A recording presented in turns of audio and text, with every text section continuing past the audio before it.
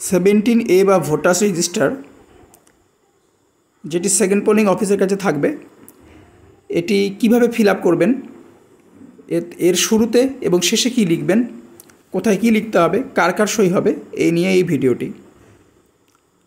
অত্যন্ত গুরুত্বপূর্ণ একটি ভিডিও। দেখুন, ভোট শুরুর পূর্বে এই যে দেখতে পাচ্ছেন মার্জিনের ঠিক ওপরে আপনাকে লিখতে হবে the total button of the CU was pressed and found 0। তার মানে অ্যাকচুয়াল পোল শুরুর আগে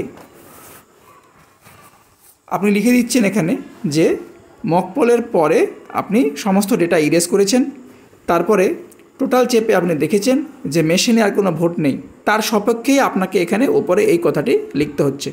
এই উপরে কথাটি লিখে দেবেন, লিখে দিয়ে তার এগেনস্টে ফার্স্ট পোলিং অফিসার এবং প্রিসাইডিং অফিসার সাইন করবেন। এই পুরো রেজিস্টারটিতে মোট 5টি কলাম রয়েছে। প্রথম কলামটা দেখুন, এখানে ক্রমিক নং বা সিরিয়াল নাম্বার, এটা হলো রানিং সিরিয়াল নাম্বার। এটি আপনার ফিল আপ করার প্রয়োজন নেই, এটা 1 2 3 4 5 6 করে লেখাই থাকবে।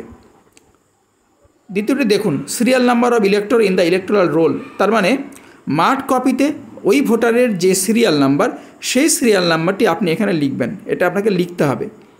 তাহলে প্রথম কলামে সিরিয়াল নাম্বার মেনশন করাই থাকবে, আর দ্বিতীয় কলামে মার্কড কপিতে ওই ভোটারের যে সিরিয়াল নাম্বার সেটা আপনি বসাবেন। 3 নম্বর কলামটিতে ভোটার যে আইডেন্টিটি কার্ড দেখিয়ে ভোটটি দিচ্ছেন, এপিক হলে এপিক লিখবেন, অন্য কোনো অল্টারনেটিভ ডকুমেন্ট হলে সেই ডকুমেন্টটির নাম লিখবেন এবং লাস্ট 4 সংখ্যা উল্লেখ করে দেবেন।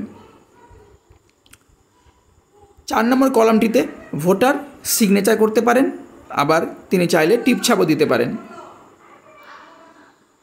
রেমার্কের ঘরটি সচরাচর ফাঁকাই থাকে, কিন্তু যদি বিশেষ কিছু ক্ষেত্র যেমন ইডিসি যদি হয়, যদি ASD ভোট হয়, এই ধরনের কিছু কিছু ক্ষেত্রে এখানে কিন্তু আপনাকে ইডিসি বা ASD এই কথাগুলো লিখতে হবে।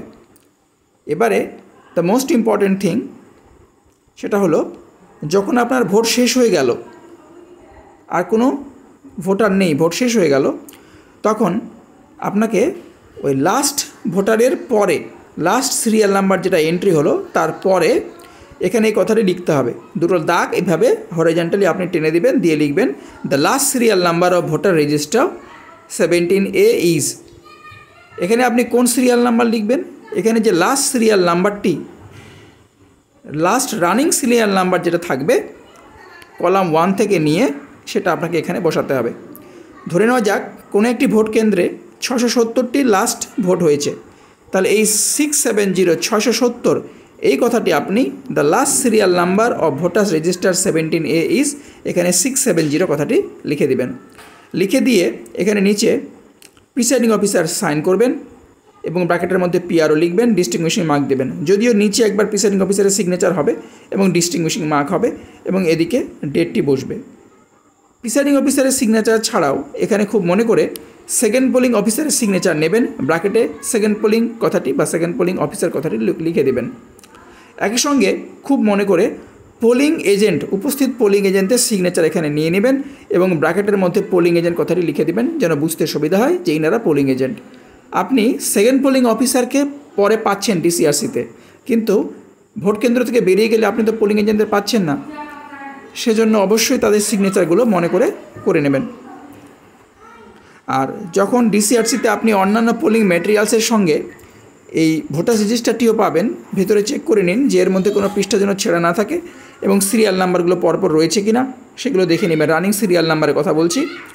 আর ভোট তোলার সময় সেকেন্ড পোলিং অফিসারের কাছে অনুরোধ করব যে তিনি সাবধানে পৃষ্ঠাগুলো উল্টাবেন, যেন ভুল করে একসঙ্গে 2 বা 3টে পৃষ্ঠা উল্টে না যায়, সেক্ষেত্রে কিন্তু এই সিরিয়াল নাম্বারগুলো রানিং সিরিয়াল নাম্বারটা মিলবে না।